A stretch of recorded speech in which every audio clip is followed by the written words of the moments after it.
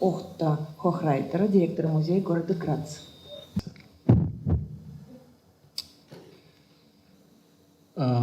It's a very great honor and pleasure to be here in St. Petersburg.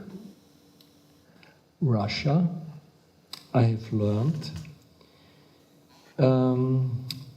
is the country of Kazimir Malevich. He proposed to destroy not only the art of the past, but also the museums, to pave the way for a new aesthetics. I have learned from Russia destructions of museums to pave the way for a new idea of life that has produced itself. I come from the second largest city of a very small European country named Austria. We have repeatedly, our museum, received attention through our contemporary exhibitions on history beyond Austria. But I still do not want to give you a publicity lecture on GrazMuseum. Probably my lecture doesn't fit into our conference. In my short lecture, showing rather than telling the fiction of narrative, I would like to take a look from very high up, from the point of view of the birds. One could also say that I am standing on the shoulders of many giants, such as,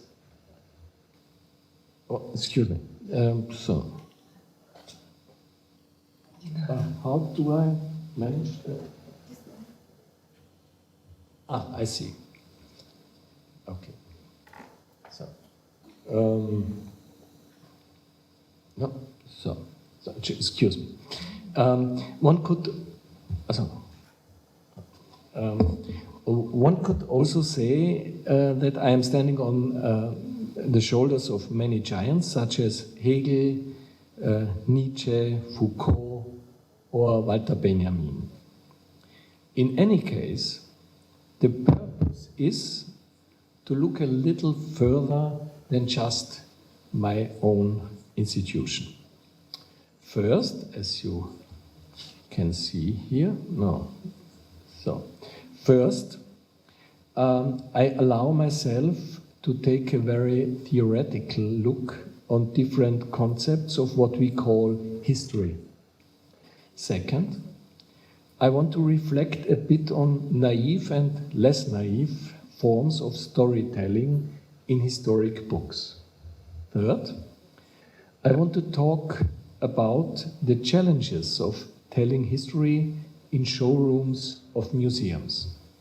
Fourth, I will speak about how storytelling is just a small part of making an exhibition. Claudia Haas yesterday asked two questions. First, what do I want to tell? And second, who is listening? I would like to add the question, in which way can we tell our stories? This afternoon session on relevant storytelling about the contemporary heritage may also be about contemporary storytelling. As the previous lecture shows, this afternoon we have arrived at the forms of the 21st century and the methods and the strategies. We have arrived at ambivalence, ambiguity, doubt, polyphony in the making of museum exhibitions. Contemporary museums are cultural hubs, cultural centers, and they are also identity labs. So they contribute to the development of social interaction and dialogue between various communities. As the introduction to our symposium puts it, today's museums are powerful agents of change.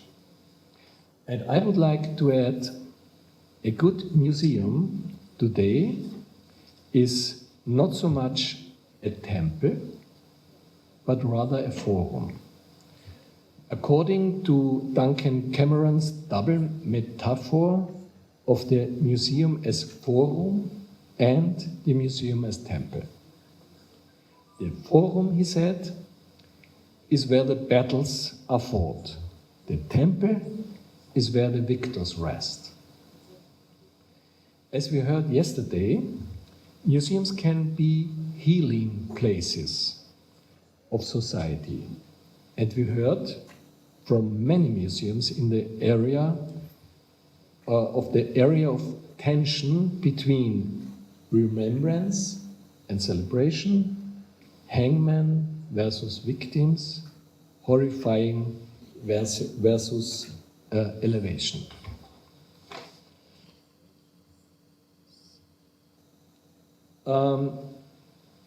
The Old Museum in Berlin, the Antiquity Museum, Altes Museum, designed by Schinkel, is commonly regarded as a fossilized version of the philosophy of history of Hegel. The German philosopher Georg Friedrich Hegel thought that the world is controlled by a world spirit.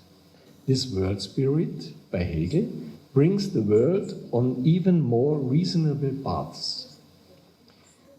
He calls this progress in the consciousness of freedom. The German idealist Hegel says history develops lawfully, purposefully, and above all, there is a necessary cause of history. Hegel says history has its own will that neither God nor humans can stop.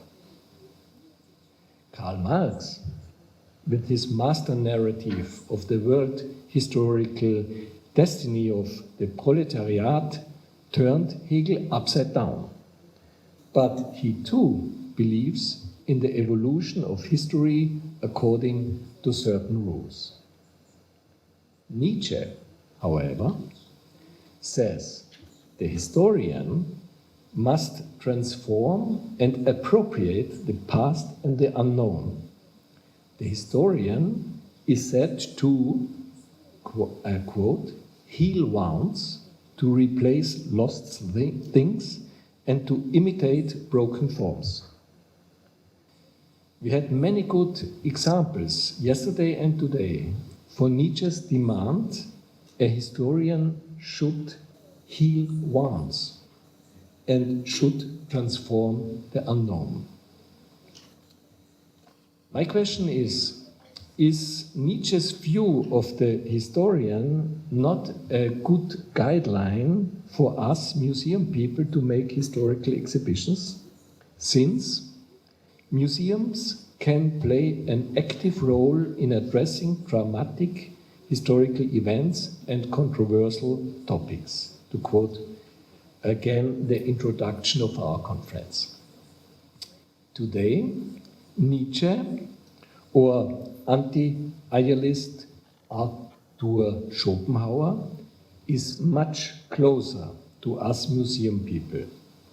For Schopenhauer, history is everything that happens, accident, that is accidental. Coincidence for Schopenhauer is not a fainting fit of nature as it was for Hegel. Schopenhauer says, history cannot recognize the individual by the general. History has to grasp the individual immediately. History has to crawl on the ground of experience. Has to crawl on the ground of experience.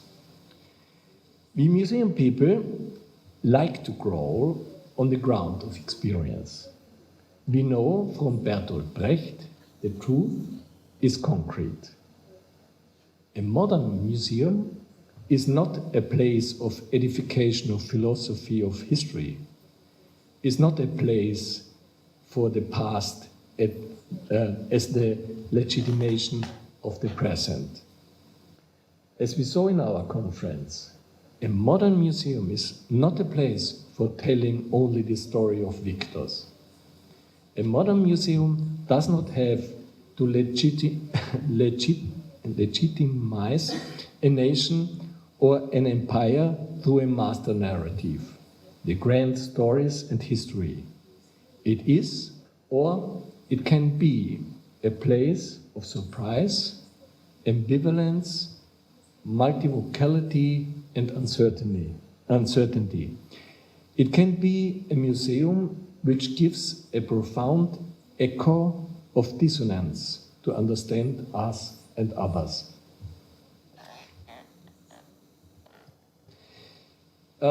It is almost a commonplace that history is not simply found.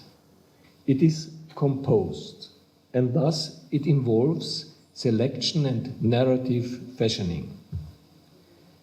We museum people know the continuum of what we call history is broken up.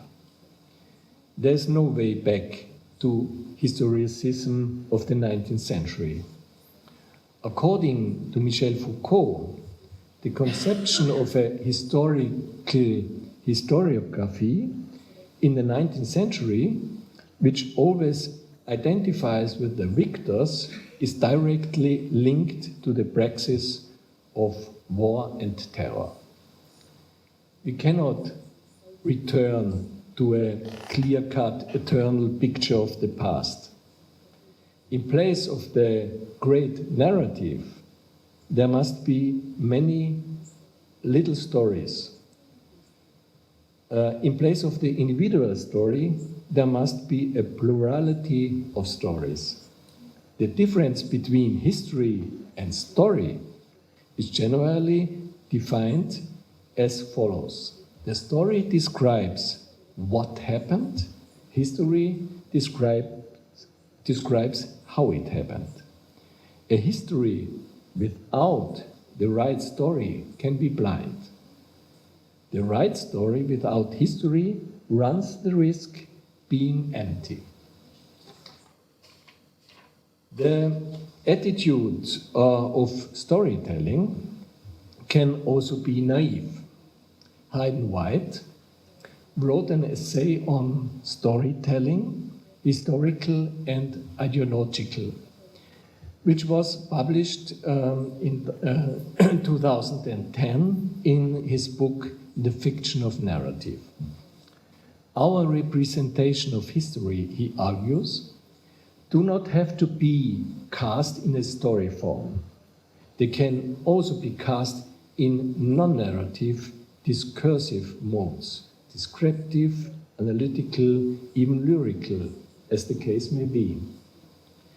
In other words, storytelling or narration in historiography has been reduced to the function of providing specific examples or illustrations of events. Storytelling lost its old traditional function of explaining historical events and is consigned to the role of explication and illustration. Fernand Braudel, the leader of the NAR group of structuralist historians, attacked the narrative history in a harsh way after World War II. I quote, it offers, he argued, a gleam but not illumination, facts, but no humanity. In its own covered way, narrative history consists of an interpretation, an authentic philosophy of history. To the narrative historians, the life of man is dominated by dramatic accidents, by the action of those exceptional beings who occasionally emerge and who often are the masters of their own fate and even more of ours. At that time, in 1950, Fernand Braudel had not seen any TV broadcasts on the History Channel with a dramatistic perspective on historical events. The ideological effect of this perspective consists in its transformation of history into spectacle. The events of a narrative representation are linked to the notion of fate and destiny. The heroic characters must be larger than life and more interesting than ordinary people. Everything has to be focused on the grand conflicts and climaxes of which only heroes can be agents. Braudel and later also Roland Barthes both distrust a historiography that, because it took the form of storytelling, retained too many formal similarities to mythic thought and fictional discourse. Historical storytelling, in their perspective, was ideological to the extent that it transformed historical events into the stuff of theater. Anyhow, the aesthetics of storytelling demands a construction of a satisfying story. It requires the suppression of, or even elimination of some elements and the evaluation of others. Unlike the annals or chronicles, the story form must necessarily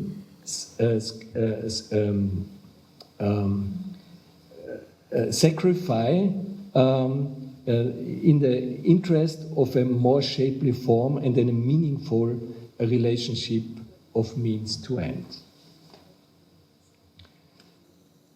There are different ways in which history is constructed from objects, pictures, documents, and other traces. The goal of any historical exhibition is to increase historical consciousness, a personal awareness of the past as such, and a desire to understand experience with reference to time, change, and memory. Historical museums, in terms of history, often offer a flea market with senseless disguises only. Jewish museums are often an exception. So, where can we find room for the critical use of history in the face of the predominating, comfortable ambience that history has acquired contemporary culture? Museums suffer quite often from the historical disease, as Nietzsche would put it, that deprives people of the plastic force by means of which they can shape the present. The very existence of the museum, with its specific order of things, affirms a belief in some underlying order of the world. In our way of curating historical exhibitions, we have to find adequate answers to the challenges of late 20th century deconstructivist ideas about the science of history in our museum praxis. We have to answer the question, how do we respond to Foucault's discontinuity to the gaps and cuts that appear as we hand down historical knowledge, to the blank spaces and absences in historical explanation. Many historical museums, with their reinstate of cultural wholeness at the expense of complexity, have not yet overcome 19th century thought in the 21st century. The museum object often receives an old authority of the fetish by immobilizing it. In the 19th century museum, the immobilized object represented the essence of an ideal, peaceful life in a river of history. In our museums today, we have to make the object dynamic again. We need to reactivate cultural heritage through a dynamic interpretation. The current time, 5 minutes, after the digital turn, is very favorable for activating the cultural heritage. With the real, original object, we can give the placeless knowledge a real place again. And with these original objects, the traces of everyday or horrible life, we can bring the real experience of history to our visitors. In the sense of Schopenhauer, we crawl on the ground of experience.